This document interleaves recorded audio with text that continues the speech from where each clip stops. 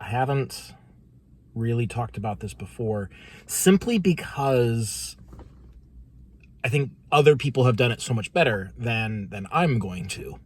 But it is on my mind, therefore I will opine about it. You may or may not be familiar with the comedy duo Mitchell and Webb. They did a sketch show many years ago. It must have been, was it 20 years ago, really? Anyways, many years ago, where they did a sketch called Angel Summoner and BMX Bandit. And this, to me, has sort of become the quintessential sketch that illustrates the issue with class imbalances in 5th edition. In the sketch, and I will link to it, of course, because I do that. So if you want to watch the sketch, I mean, it's pretty funny. So you should probably watch it if you haven't. But in the sketch, you have a crime-fighting duo, Angel Summoner, who summons angels that go and do his bidding, and BMX Bandit, who rides a BMX. They are a crime-fighting duo. And, it's a comedy sketch, so the obvious thing happens, where, they are solving every problem by just summoning angels, and then BMX Bandit gets all sore about it, and he wants to do it, and then they get to the next one, and it's like, well, we promise that the next one we'll solve with BMX-based stuff, so go in there into this warehouse full of armed terrorists with your BMX, do a trick, and I'll be right behind you. That kind of thing.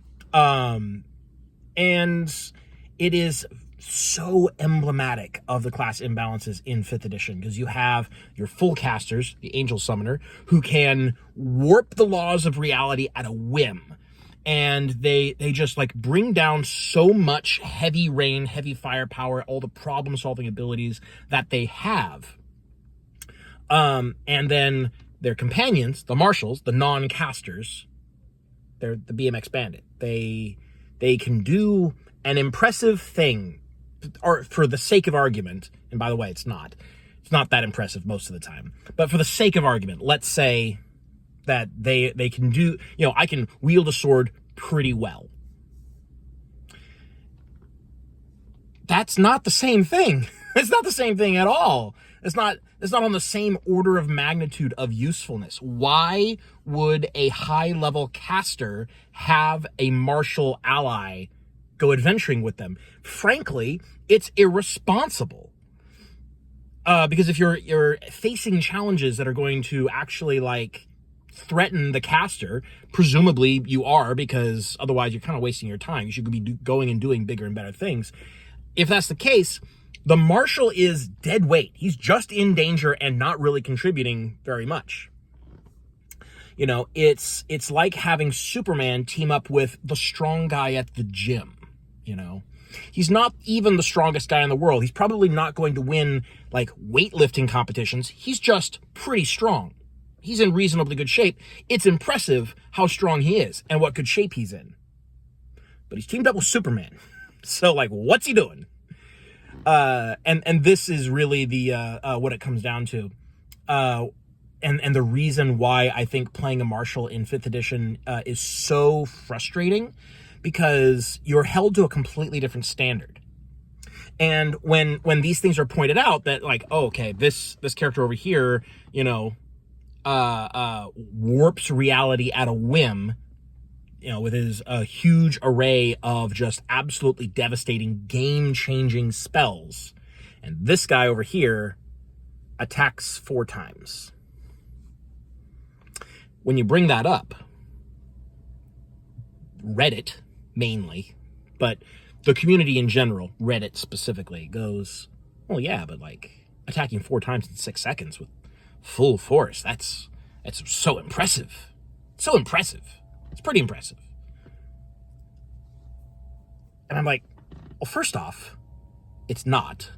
As someone who has some sword fighting experience, 4 attacks in 6 seconds is not very fast.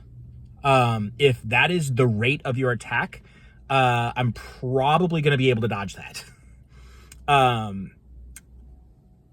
Second, So like, it's not even that impressive. You have to take some leaps of logic to make that work. And second of all, pretty impressive is not the standard for a level 20 fighter, which, by the way, the best martial is the fighter. Level 20, best martial, attacks 4 times. All the others don't scale like that. I believe the monk caps... The monk, actually, the monk gets 4. I don't remember. I don't remember how many the monk gets. The rogue only ever gets 1. The barbarian gets 2. Ranger and paladin get 2. The monk might go up more, but they are much more limited on their weapon selection, so they're doing a lot less damage per attack. Point being, like, you're doing more damage, but that's not what the standard is. Like, the standard is how many encounters can you win in an action, you know? I mean, that's not really the standard. You want to know what the actual standard is? If you're like, you know, optimizing characters in 5th edition, it's how many encounters can you survive?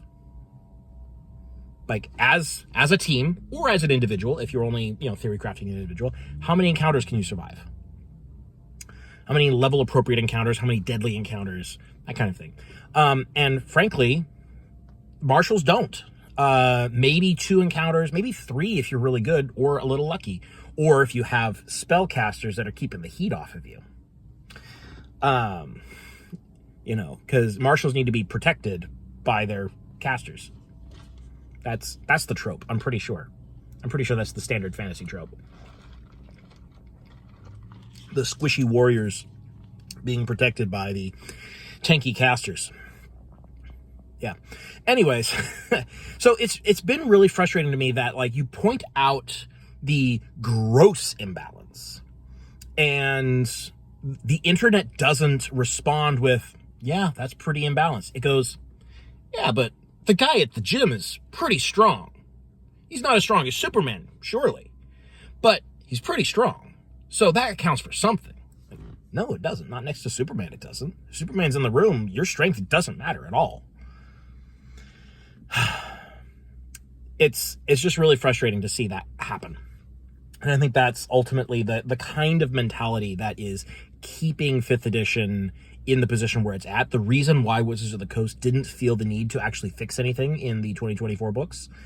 Like, they, you know, little things here and there, adjustments, they're in my opinion, they're wrecking as much as they're fixing. So it's really just a side grade. The fact that they didn't feel the need to go in and actually, like, this was the opportunity that they needed to, you know, go in and, like, fix the problems. This was their opportunity, and they completely saw no need to do so because the community is going to be like this, where they just sort of rationalize and wave away all the problems. Other people talk about how, like, well, yeah, it's not a magic class. You're mundane. You should know that going in. The book doesn't point out, the book doesn't warn you ahead of time, like, hey, before you play a rogue or a barbarian or a fighter, you should know you're a sidekick class. You're not like a full character like these casters. So, like, keep your expectations low. It doesn't do that. It should. If that's the expectation going in, that you are going to be worse than others, if that is a intentional design, which, I mean, it is, but if it's supposed to be intentional, the book should tell you up front. Which is why I think, I actually did a video on this a long time ago. I think that since they have sidekick rules, the sort of like simpler, weaker characters that accompany a party to fill in, you know, missing slots or to fill out the ranks in particularly small parties, I think, like, that's the solution for if somebody wants to play a simple character, doesn't want to deal with, like, you know, spell slots or you know, spell lists or like an array of abilities options, then they should just play a sidekick character and let the marshals actually be full-fledged characters like the casters. Now, obviously, like, I could talk solutions all day, and I'm not going to because I don't have that much space on my phone. But so there's a lot of solutions that you could have to this. Like, this is not an inevitable problem. This is not even like a problem that needs to be solved. It's a problem that D&D created on purpose.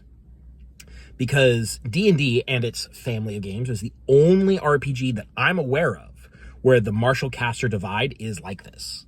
All other RPGs don't have a martial caster divide because of the way that they approach character archetypes. There isn't this idea that one set of characters should have all the toys and the other set of characters should have no toys. So it's not like a difficult problem that needs to be solved. No, D&D did it on purpose. They created the problem themselves. So, anyways, that's my recent frustration. How are you?